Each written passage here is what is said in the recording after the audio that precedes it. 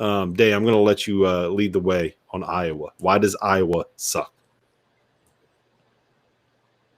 All right. Tough to say a team sucks with the player of the year candidate on the team, but we all know defensively from top to bottom, it just needs an absolute makeover. I kind of feel like if McCaffrey could take a page out of John Beilein's book and just like hire an assistant that just can take over the reins defensively, that would probably be a good thing for the future. They can't keep people in front of them, regardless if the team has good guards or not.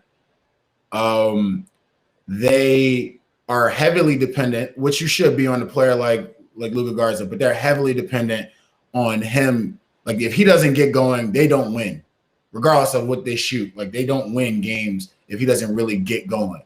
And if you run them off the 3-point line, they don't get anything out of these attacks to the basket or one dribble pull-ups too. Like they live and die by the three. And if that's all you can offer as a whole, I just don't have faith in it. I just think that you're bound to, regardless of who the team is, they could play against the Grand Canyon. It doesn't matter who it is. Like they're going to lose the game if that's their biggest reliant. You know, who do they play? Michigan. Michigan ran them off the 3-point line and said, "I dare you to drop to the basket." 100 Nickerson isn't like Mutombo. Like you can still get a shot up, and they refuse to get in the paint. We're talking one dribble, pick up, pass it back out, one dribble, pull up threes, contested. They just refuse to go to the basket. And if they did, they just lofted stuff up. It wasn't even strong shots. So I wonder about the interior scoring if it's not Luka Garza. And I honestly feel like it's a tough thing. It's like I feel like teams can out-physical them and they'll lay down. For me, and this is kind of going to sound weird considering they have a National Player of the Year contender, 2-point game, 3-point game, late in the game. Do they have someone who they can just throw it to and say, "Get me a bucket"? I don't know that they do. And there's going to be so many of those situations in March where it's like you need a dude to make a dude play. And Luka's a dude, but he gets it through the scope of the offense. Yeah. But you need like a dude to make a play for you. I don't think they have that. And then Jordan Bohannon, he can go hero ball at the end. Let's call it what it is. He can go hero ball at the end. CJ Frederick, now they're a much different team with CJ Frederick on the court than off the court, but CJ's always the guy who's going to make the right play. He's going to ball reversal, take the open shot. He's not really in there to create and get in the paint and make a play.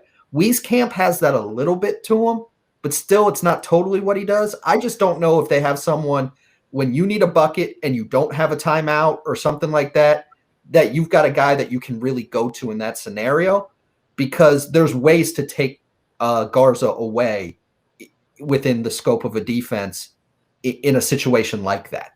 That's exactly my concern is what happens if you're able to take Garza away, whether it's because you have someone like a Hunter Dickinson that can guard him one-on-one, or because you're very well drilled on like doubling on a catch and being able to get into your rotations and catch up to the shooters, because they don't have guys that are going to just beat you off the bounce, right? Like their offense is basically we're either going to get somebody running off a screen or we're going to force someone to double Luka, and then it's kick, swing, bang, open three, you're dead.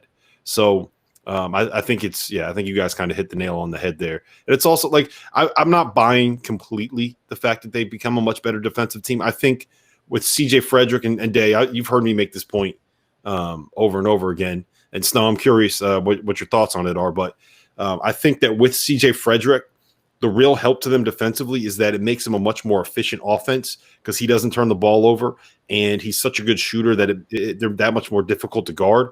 And it means that they turn the ball over less and they have less missed shots, because where they are really susceptible is in transition defense. I think that they're really, really bad getting back because they love crashing the glass. Luka's never going to beat anybody in a foot race down the floor. So I think that's where they're really susceptible. And having CJ out there just makes them that much better offensively. It sounds simple, but it makes sense in my head at least. Yeah. For the record, CJ Frederick, another Cincinnati guy. We can just keep running him off. I thought he was from Kentucky. He's not? No, he's very he went to high school in Kentucky, but he's from Cincinnati. So, but CJ, he does guard a little bit. Like, we talk about like replacement, wins above replacement in baseball. CJ defensively is not great, but he's above average. But when he comes out, who comes in to replace him is usually horrendous. So that does make a huge difference for them defensively, is just his ability to be a functional defender, both within their system and individually.